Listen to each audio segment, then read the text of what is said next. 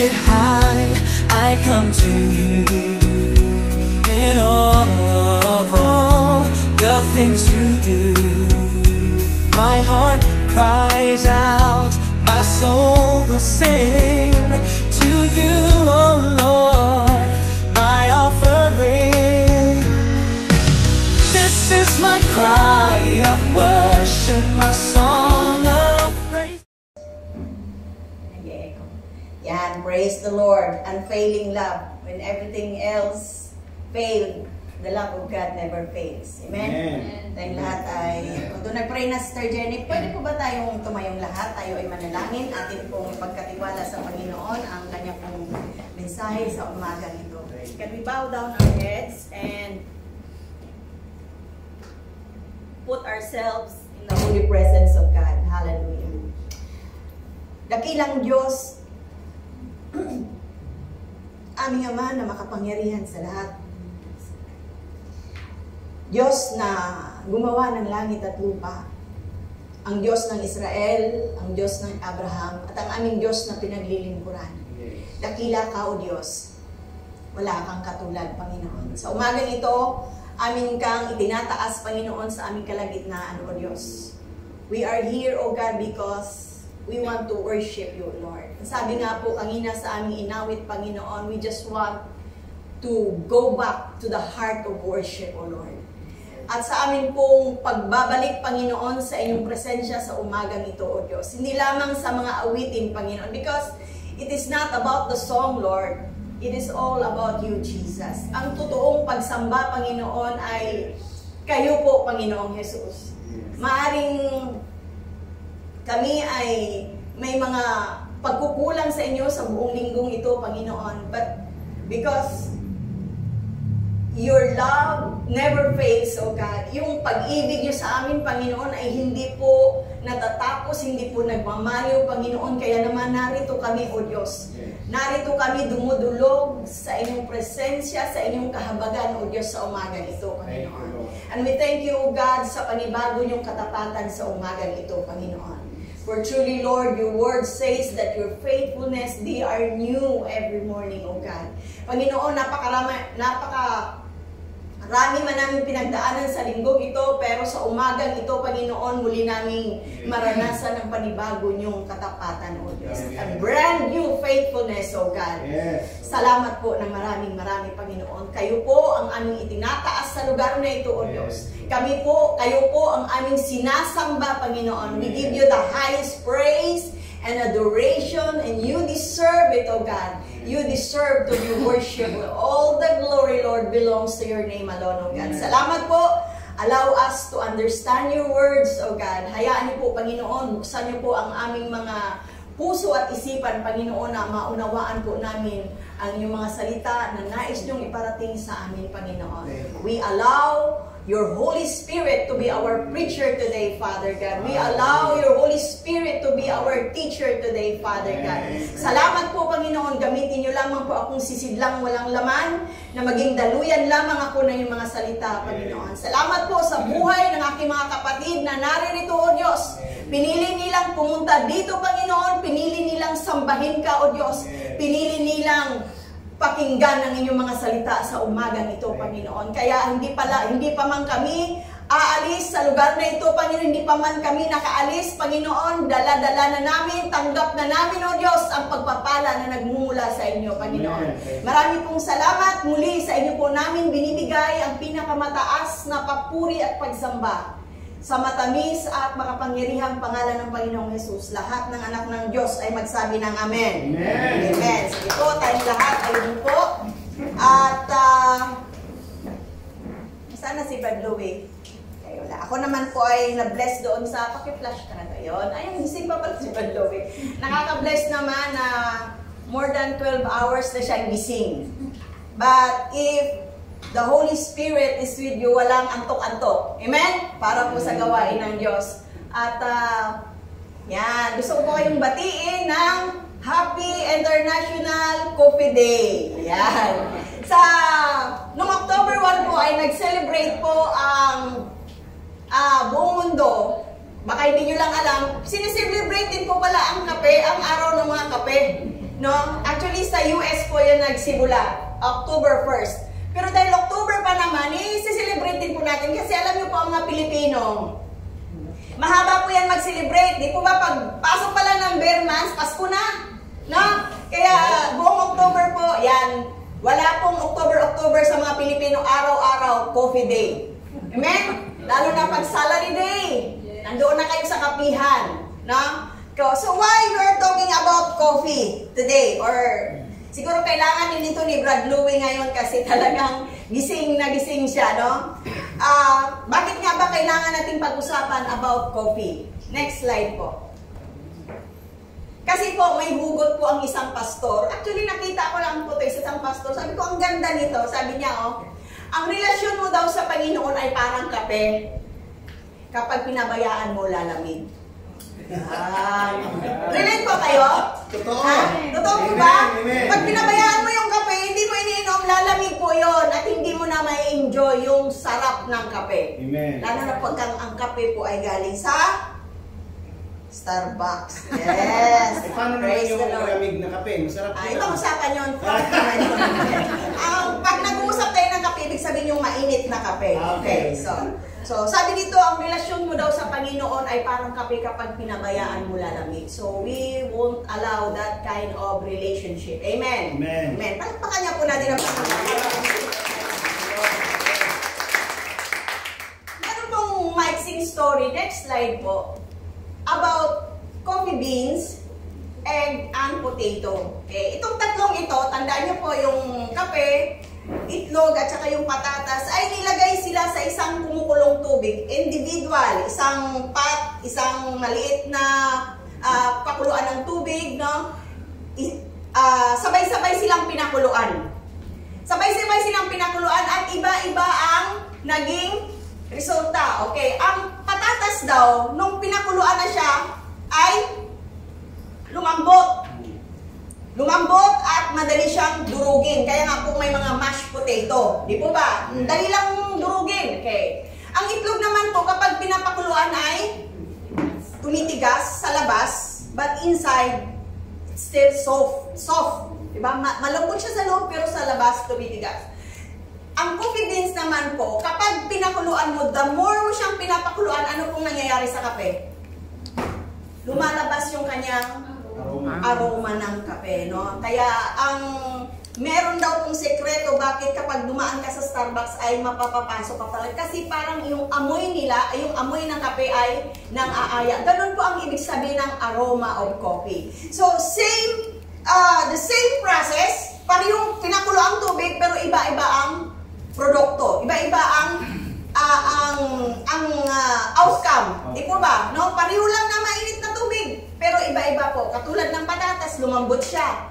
Ang itlog tumigas at ang coffee beans ay nagbigay ng sweet aroma. Bakit ko nga po ba ito binigay na konting introduction? Kasi po, sa buhay nating mananampalataya, darating talaga tayo dun sa punto that we will come to the boiling point of our faith. Kuha niyo po, lahat tayo, dadako tayo doon sa punto na kung saan kukulo yung ating pananampalataya. Okay. Sa Bible po, meron pong mga magkakaibigan. Okay, next slide. Si Daniel po at ang kanyang, bago po pala lahat, ang pamagat po pala ng mensahe ng Lord sa umagang ito ay, be a coffee kind of Christian. Yan. Katulad daw tayo ng kape sa pagiging Kristiyano natin. Okay. Ang sabi nito, you live happier and healthier if you have a cup of coffee to start the day. Ito po ay para lang to sa medyo may edad na. Lalo na po sa probinsya. Ewan ko po ba bakit nakaugalian na kapag pagising ay nagkakape na. Okay, siguro ito yung sekreto. But for us, sabi dito ay kailangan aralin natin bakit kailangan natin maging coffee kind of Christian. In the book of Daniel, next slide, in the book of Daniel, meron pong 4 na magkakaibigan, si Daniel, si si Shadrach, Meshach, and Abednego. Ito po ay mga kabataan. So, ang message na ito ay mostly po para po sa mga youth. Pero para din po ito sa mga gayot, sa mga lahat, para sa atin, okay? So, kung atin pong babasahin, actually po, ang mensahe po na binigay sa akin ni Lord ay napakahaba. Pero, i-summarize lang natin. Pag-aaralan natin ang Book of Daniel, chapter 1, chapter 2, chapter 3, hanggang chapter 6. Yan. Siguro bukas pa tayo matatapos nito. Kaya naghanda na kami ng ulam at may pamerienda pa kasi mahaba-haba itong mensahe. Pero hindi po. Okay, mag-alala dahil maiksi lang po ito. Okay? Aaralin natin yung buhay ni Daniel at ang kanyang mga kaibigan. Okay, so actually gusto ko siya pong basahin. Sabi po dito, to this poor young man, God gave knowledge and understanding of all kinds of literature and learning. And Daniel could understand visions and dreams of all kinds. Sa 18, at the end of the time set by the king to bring them into his service, the chief official presented them to Nebuchadnezzar. The king talked with them and he found none equal to Daniel, Hananiah, Mishael, and Azariah, so they entered the king's service. Okay. Bago po ang lahat, ang buhay po ni Daniel ay ito pa, ang kwento po kasi ganito yon. Kung babasahin natin siya, chapter 1 hanggang sa ano po, ang Israel po ng kapanahunan ay sinakop sila ng Babylon. Yan. So, nung sinakop sila, so nagiging alipin na ang mga Israel dahil hindi na sila gumaganap sa kalooban ng Diyos. Sinakop sila ng Israel. Binuin mo, yung Israel pinili ng Diyos pero sinakop sila ng Babylon. Okay. So dahil nasakop na sila, sabi ni King Nebuchadnezzar, yung king po ng Babylon, sabi niya, pumili ka ng mga bata, mga magagaling, matalino, at i-train mo sila for 3 years. Tapos dalhin mo sila na magsiserve sa akin. So itong apat, si Daniel, kasi pinalitan din po ang pangalan nila dito ay tinitrain sila. Okay, sa next slide. Ang training po nila ay kakain sila ng mga masasarap na pagkain na inihain sa kanila. No, puro wine, food, and everything na mga masasarap hinain sa kanila. Pero doon po sa verse 8, no, sundan niyo lang po ako, ikukwento ko na lang po sa inyo. But ang sabi po doon sa verse 8, Daniel resolved not to defy God. Pinili nilang wag kumain doon sa inihain sa kanila. Doon sa training nila ay puro karne, wine, and everything. Pero sabi doon sa verse 8, hindi yun pinili ni Daniel. Sabi ni Daniel, hayaan nyo kaming kumain muna ng gulay. Gulay lang at tubig. So ngayon ko lang nalaman na si Daniel pala ay Ilocano. Kasi mahilig siya sa gulay. So after 3 years po, fast forward po tayo, after 3 years, after ng kanilang training, lumaki silang malusog, no, matalino, at sabi nga dun sa basa natin, walang kasing katulad nila. Itong apat na mga Israelites na ito. Isa pa, si Daniel ay binigyan siya ng wisdom ng Lord. Kayang-kaya niyang mag-interpret ng dreams. Kaya dito po, nung nanaginip si King Nebuchadnezzar, sabi niya, walang isa man na nakapag-interpret sa kanyang dreams. So, nung tinawag si Daniel, binigyan si Daniel ng wisdom ng God na interpret ito. Kaya lalo pang na-promote si Daniel, binigyan pa siya ng katutulan, ginawa siyang governor. Okay. Next slide po. Yan. Yan, dito na. Then the king placed Daniel in high position and lavished many gifts on him. Yan. So, kung ang favor ng king nasa kay Daniel. Sa 49 po, moreover, at Daniel's request, the king appointed Shadrach, Meshach, and Abednego. Ito yung tatlo niyang kaibigan. Yan. While Daniel himself remained at the royal court. Ano pong ibig sabihin nito? Nung si Daniel po ay prinomote, hindi niya po nakalimutan yung mga kaibigan niya. No? Sabi niya, meron din ako mga kaibigan, kaya na-promote din itong mga kaibigan niya sa ibang region nga lang. Pero si Daniel po ay governor po siya dito. So, makikita natin na ang Lord ang nagpo-promote ng tao. Okay. Next slide. Okay, ito na po. Itong tatlong kaibigan ni Daniel, sinubok kaagad sila. sinubok agad sila. Kasi ito pong si King Nebuchadnezzar, gumawa po siya ng image of gold. Kasi gusto ni King Nebuchadnezzar, ito yung sasambahin ng lahat na nandoon sa Babylon. Pero ang sabi sa verse 6, sabi po doon, whoever does not fall down and worship will immediately be thrown into a blazing furnace. Sabi ni King Nebuchadnezzar, nagkaroon siya ng decree na gagawa ko ng image of gold, lahat ay sasamba, ang hindi sumamba dito, itatapon ko sa furnace of fire. O doon sa pugon, sa Tagalog po, pugon na naglalagablab. Okay. Sumunod ba dito? Natakot ba itong tatlong magkaibigan? Okay. Ang sabi po sa verse 12, they never serve and worship the image. Nananatili po nilang pinanindigan ang pagiging Israelites nila. Hindi nila sinamba yung Diyos. So, anong ginawa sa kanila? Anong Diyos-Diyosan, amen? Anong ginawa sa kanila? Dahil hindi sila sumamba doon sa image. Tinapon sila doon sa fire furnace.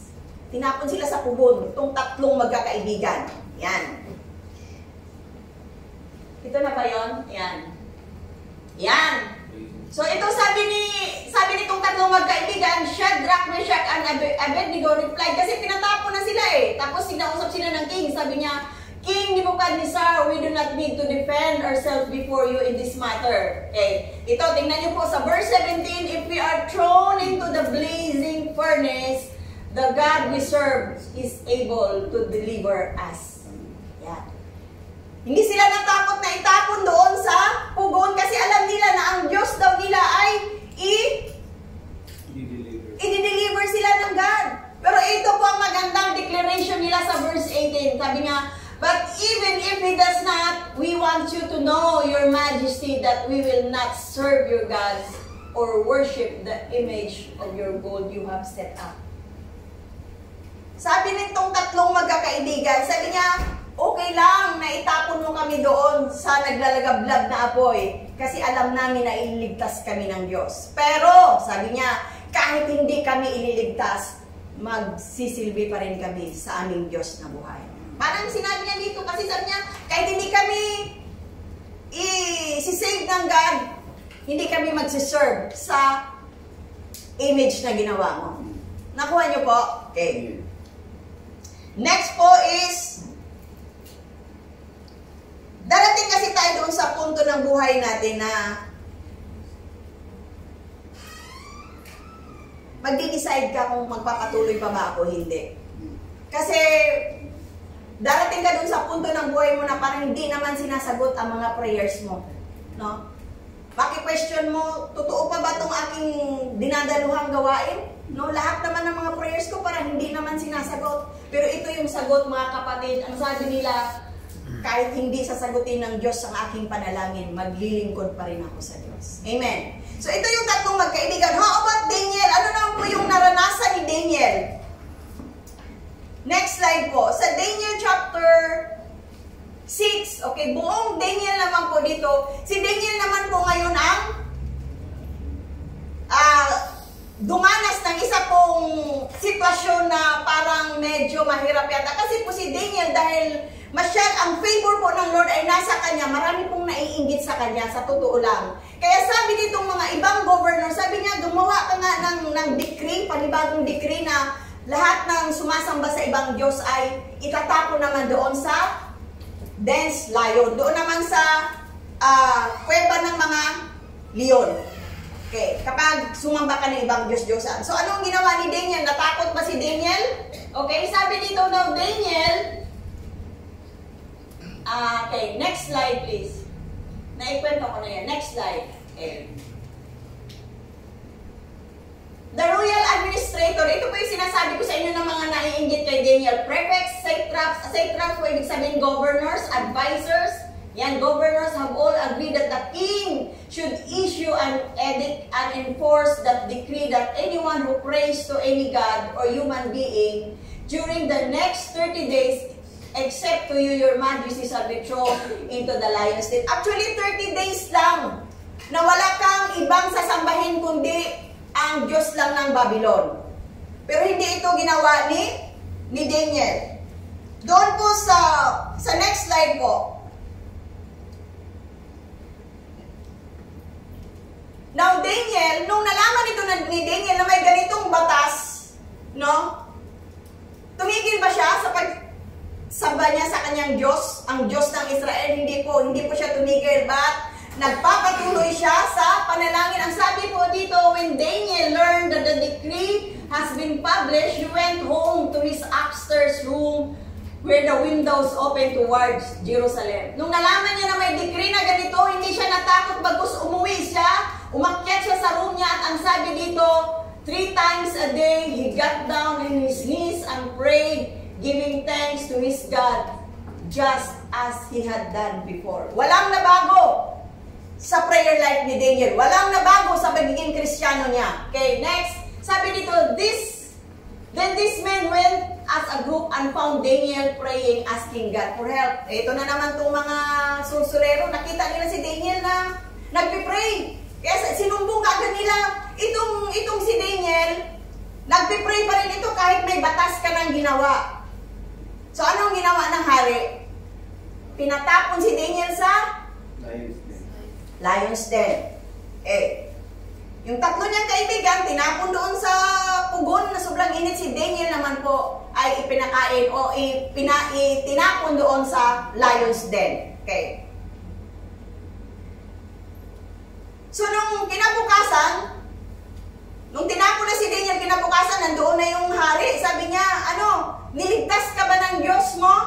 Next slide, doon po sa Daniel chapter 6, 19-22. Next slide. Tingnan natin kung niligtas si Daniel. Yan.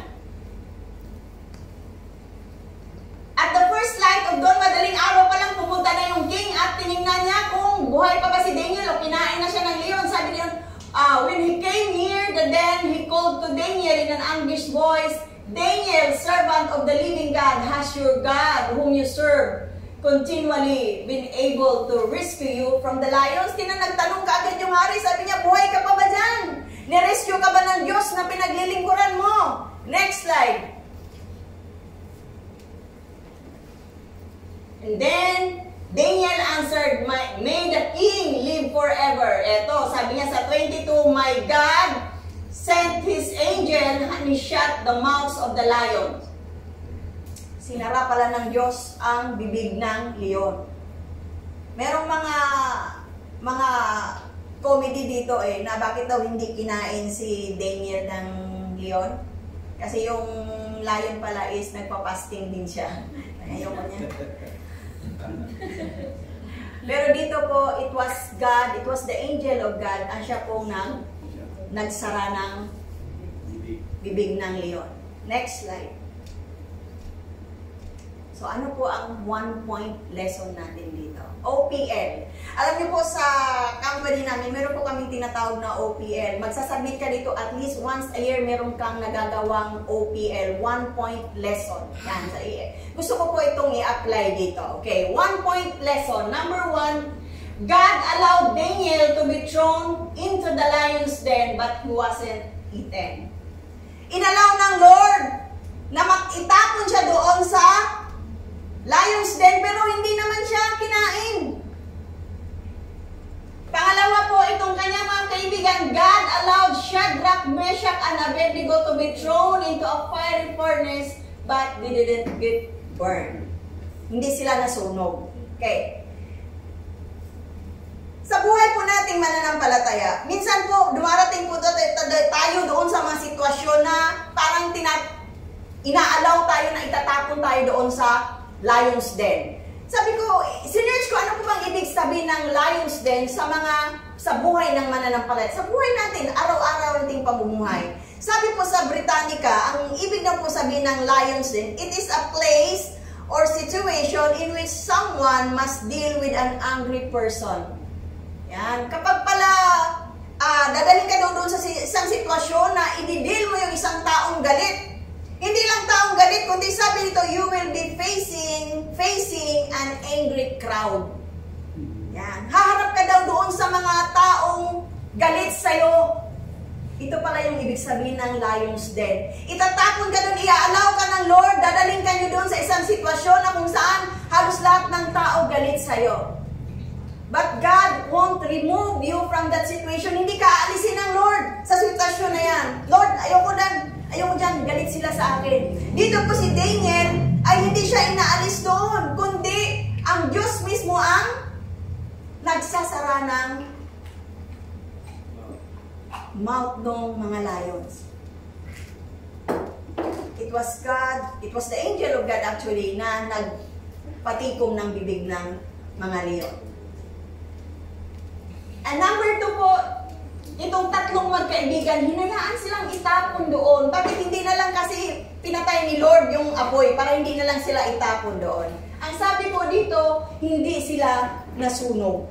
Alam niyo po ba, nung chinek na nung hari, sabi, check nyo nga kung buhay pa itong tatlo. Nung binuksan na yung pugon, alam mo po ba ang nakita doon? Nakita doon sa fiery furnace, ang nakita doon is 4. 3 lang silang hinulog doon, pero 4 na ang nakikita ng hari. Sabi nung hari, sabi niya, di ba 3 lang yung pinatapon ko? Why I am saying 4 persons? 4 ang nakita niya. Maraming mga Bible scholars nagsabi na si Jesus daw yung kasama nila. Marami namang nagsasabi na it was an angel, but the thing is, sinamahan sila ng Lord. Amen. Kahit dumating ka doon sa punto na sobrang init na, hindi ka iwanan ng Diyos. Ang presensya ng Diyos ay magiging kasama mo palagi. Amen? Amen. Amen. Palakpakan natin ang Panginoon. Sometimes also you will be thrown into a fiery furnace. Ano ba itong fiery furnace? Ito yung mga pagsubok sa buhay natin na na-encounter natin araw-araw. Okay? And napaka-powerful ng declaration ng tatlong magkaibigan na ito. Sabi niya, even if God does not answer me, does not answer us, I will continue to serve God. Kayo ba pagka hindi kayo sinagot ng mga, hindi sinagot ang mga panalangin, nagtatampo ba kayo sa Lord? No. Nagtatampo ba kayo sa Lord? Hindi? Hindi nga. Kasi sa totoo lang, no? Sa totoo lang talaga, may mga time talaga minsan gusto talaga natin magtampo sa Lord. Aminin nyo. Si Lord lang nakakaalam, di ba, Sister Shena? Lord, tithes naman ako, naglilingkod naman ako sa inyo, Lord. Bakit hindi mo sinagot yung panalangin ko? Parang gusto ko namang magtampo sa iyo, Lord. You can tell God what is inside your heart. Sabi nga kanina sa ating inaral, no?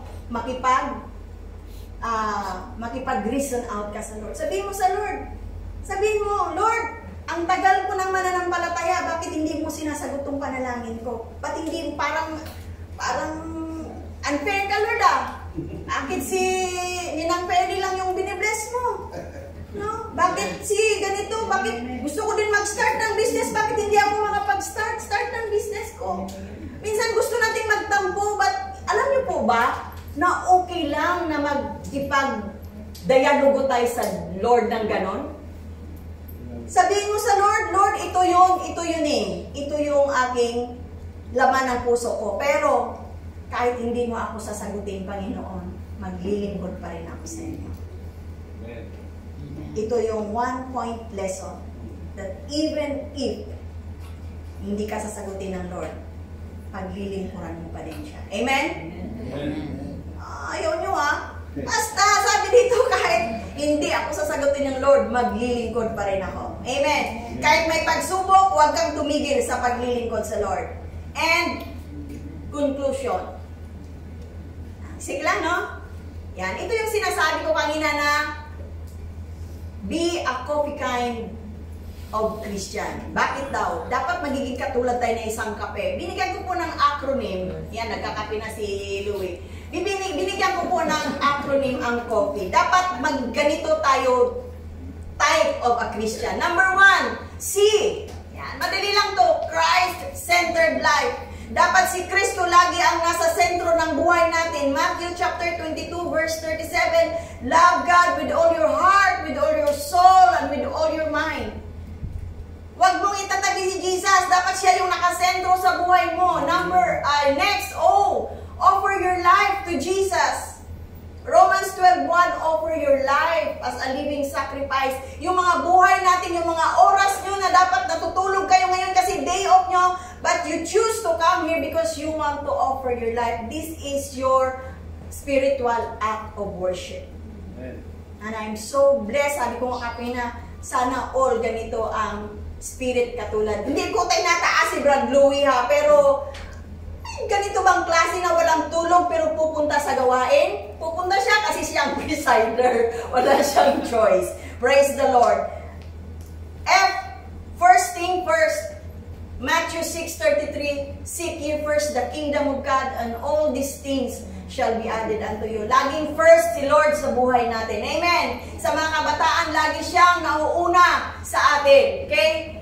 Isa pang F, find your strength in the Lord. Sa mga panahong nanghihina ka, ang Diyos lang ang kalakasan mo. Hanapin mo ang kalakasan mo dahil kay Lord mo lang matatagpuan ang strength na hinahanap natin. Philippians 4:13, the Lord is my strength. Exodus chapter 15 verse 2, the Lord is my strength and my song. Ang Diyos ang aking kalakasan. And express your love to God. Paano ba natin ina-express yung ating pagmamahal sa Diyos? Pag nagsasabi tayo ng I love you, Lord. Pag nagtataas tayo ng kamay. Yes, isa yun. Pero to express our love to God is we have to praise and worship God. We have to pray. We have to read our Bible. We have to give our tithes. At ito ang maganda. Love those around us. Mahalin daw natin yung nasa paligid natin. Iyon ang sabi ng John 15:12. Love each other as I have loved you. And the last, evangelize. Laging sinasabi sa atin sa discipleship, Matthew 28:19-20, no? We have to share the gospel. Wala tayong choice kundi i-share talaga ang gospel. Ngayon, kung hindi mo naman kayang mag-share, hindi mo naman kayang mag-evangelize, at least be the gospel. Yung buhay mo, yung nakikita si Kristo sa buhay mo. Kahit hindi ka nag-share, kahit hindi ka nagbabahagi, kung nakikita nila si Jesus sa buhay mo, it's another way of evangelizing. It's another way of sharing the gospel of God. Kasi yun yung sinasabi doon sa Acts na you are the living epistle. Tayo yung mga buhay na Biblia. Actually, dapat yun yung nakikita sa atin.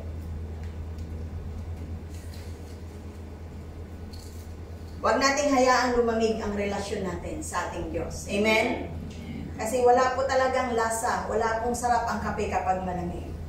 Magtatapos po ako sa amin pong memory verse kagabi. Napakaganda po ng aming pag-aaral kagabi. Ang amin pong memory verse, Psalms 119 verse 18. Open my eyes that I may see the wonderful things of the Lord. Yung law po dito is ito po yung mga promise ng God. Minsan po hindi natin nakikita yung mga bagay, yung mga magagandang bagay dahil natakpan ito. Ano po ba ang tumatakip dito? Ano po ba na out of focus na tayo sa mga magagandang bagay na ginawa ng Lord sa buhay natin kasi hindi natin alam ang kanyang mga pangako?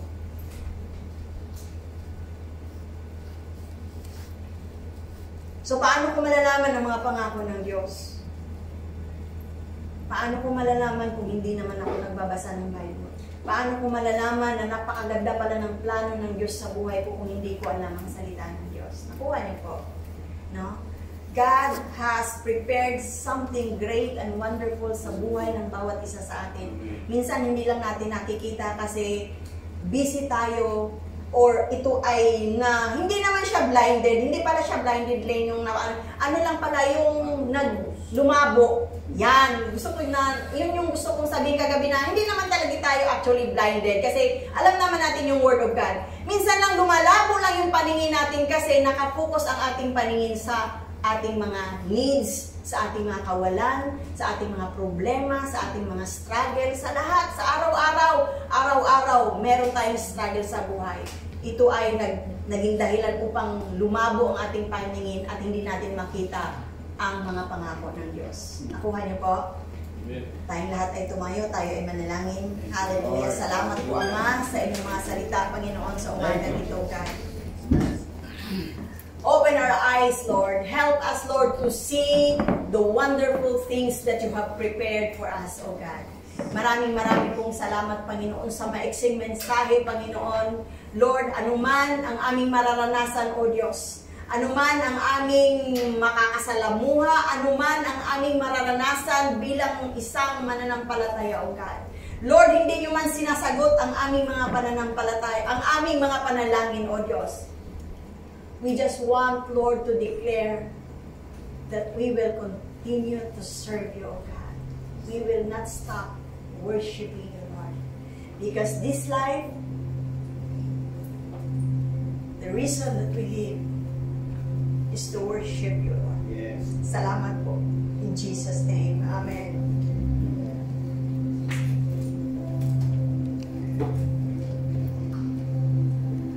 Praise God.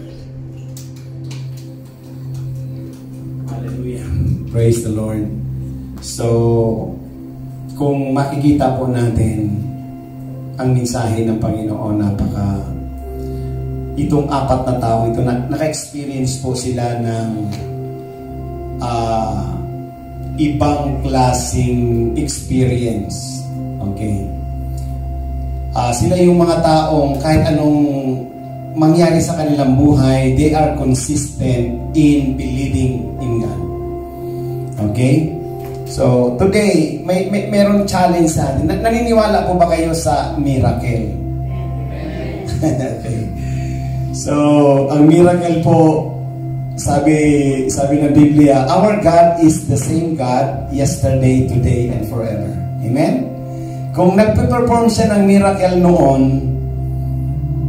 magpe-perform pa rin siya ng miracle ngayon, even forever, sa mga darating pang panahon, sa mga darating pang generation. Because God is sovereign. Amen? At ako'y naniniwala din sa sovereignty of God. He is sovereign over circumstance in life. Amen?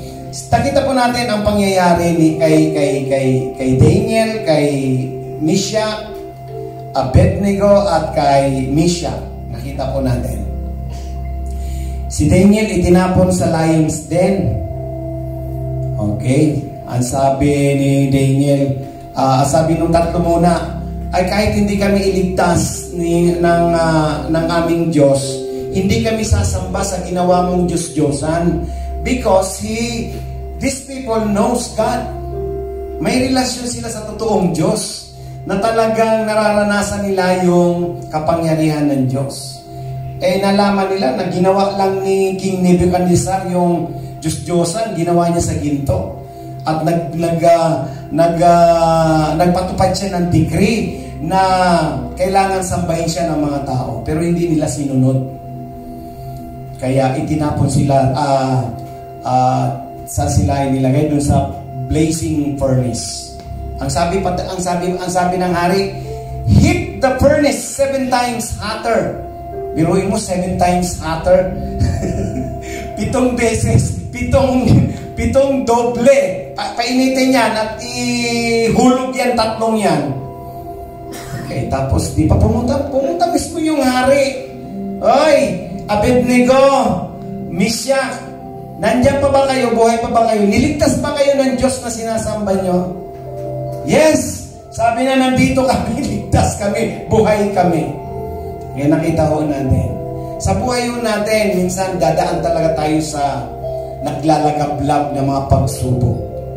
But we have God na magliligtas din sa atin. Amen?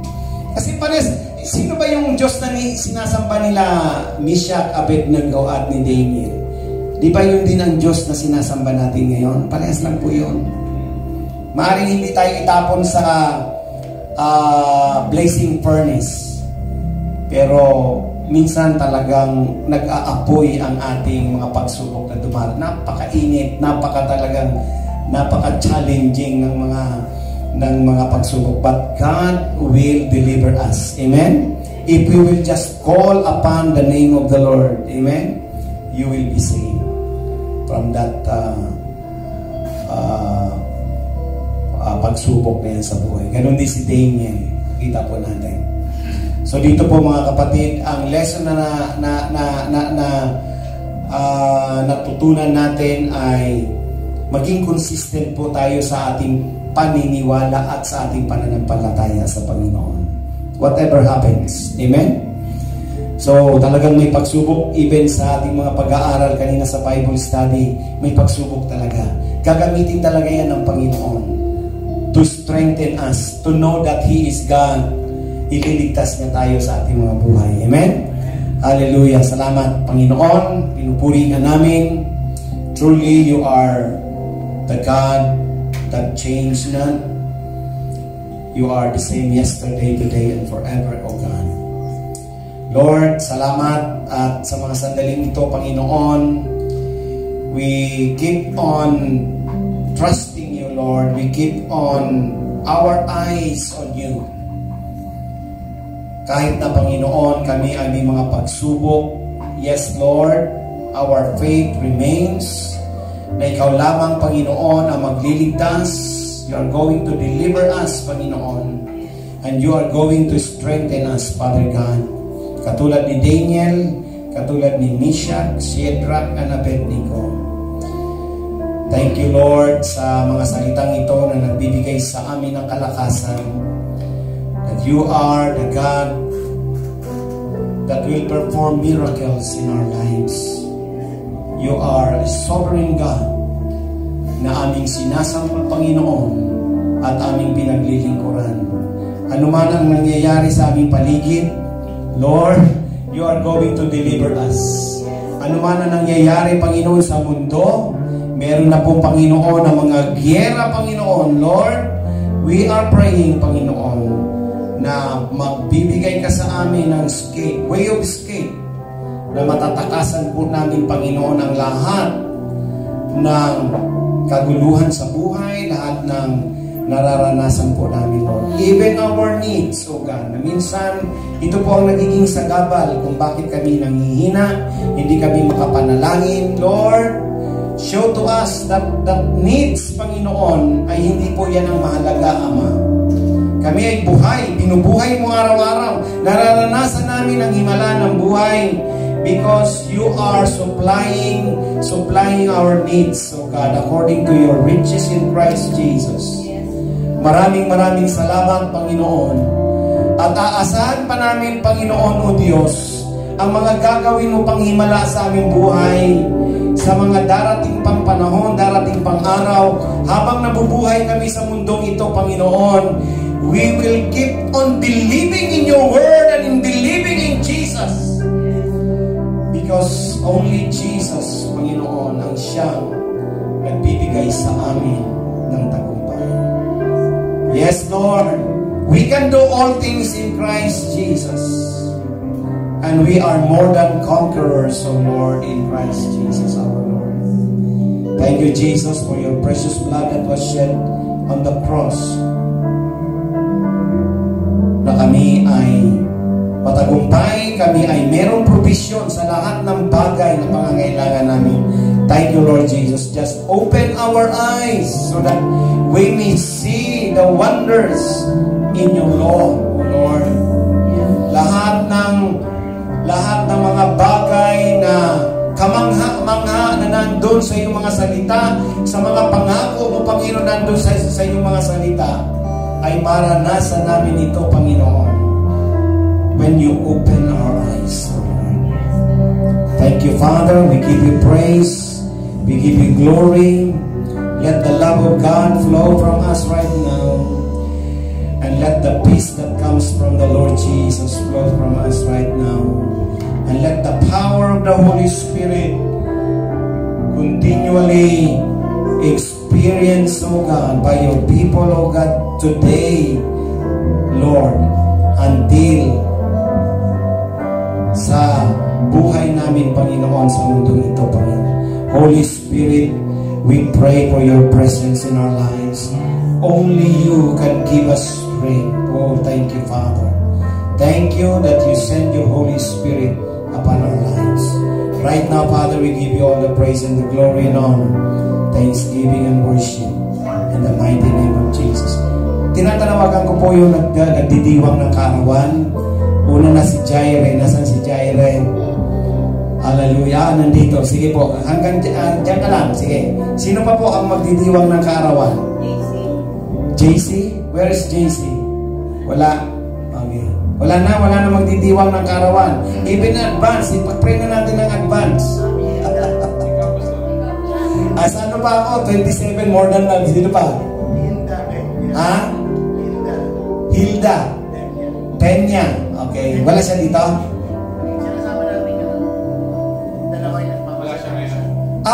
Wala ngayon. Okay. Si sister ano? Okay. Si sister Hilda. Wala po. Sige po. Let's pray for them. Hallelujah. Actually, magdidiwang din kami ni Sister Peli, Ninang Peli. Pero magkasunod po kami. Ako po ay 29, siya po ay 28. It is coming, pero hindi pa natin, medyo malayo-layo pa. Pero, suggest po namin na kayo po ang magpipray sa amin. Hindi naman kami ang magpipray sa amin. Hindi po ganun, di ba? So, sa ano na, sa anniversary na natin. Kasi 27 ang anniversary natin eh. Amen. Sige po tayo manalangin. Yes, Lord, we thank you for this wonderful day that you have made. That's why we are rejoicing in you, Lord God. We will rejoice and we will be glad in it, oh God. Maraming salamat sa tagumpay ng aming gawain, Lord. Punong-puno ng kagalakan ng aming puso because you're the one, Panginoon, na nagbibigay sa amin ito, Panginoon. You transform our lives, oh God, from glory to glory. We thank you for everything, oh God, that is in the law, Panginoon. Salamat sa mga bagay na mga mabubuti na natutunan namin sa iyong mga salita, Panginoon. And even today, thank you for the words, oh God, na ibigay mo sa amin. Itimo mo ito, Panginoon, sa aming mga puso na hindi namin makalimutan na ang aming natutunan sa araw na ito, Panginoon, ikaw ang Diyos na gumagawa ng himala sa lahat ng sitwasyon ng buhay. We thank you, Father God. We thank you for your goodness. Lord, itinataas ko po ang aking bunsong anak na si Jaire, si Hilda, Panginoon, na wala po dito, na nagdidiwang ng kanilang kaarawan. Lord, we pray to bless them, Lord God, physically, spiritually, Lord. Ibuhos mo, Panginoon, ang mga pagpapala na kailangan nila. Kagalingan, kung meron man silang mga sakit karamdaman o kalusugan man, Panginoon. But we pray, Lord, for more blessing upon their lives. In Jesus' mighty name, na patuloy mong padaluyin sa kanila, Panginoon.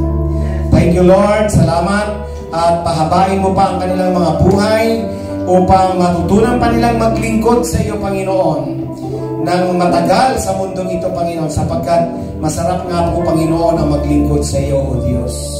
Panginoon, salamat. At ang aking mga kapatid na naririto, na nagbigay ng panahon sa iyo, Panginoon, Lord, I'm just giving my blessing upon them, but you are the one who will bless them, O God, in their lives. Ano man ang desire, ano man ang pangangailangan ng mga kapatid kong naririto, Panginoon, ay ipagkakaloob mo ito sa kanila, Panginoon. Kalakasan, kalusugan, promotion sa trabaho, Panginoon, ano pa, Panginoon, marami pang pangangailangan ng mga kapatid. Sila ang nakakaalam, Panginoon, Lord, at alam mo rin, Panginoon, ang mga pangangailangan nila. Lord, salamat. We express our gratitude and thanksgiving even in advance, Panginoon, sa mga gagawin mo pa sa aming mga buhay.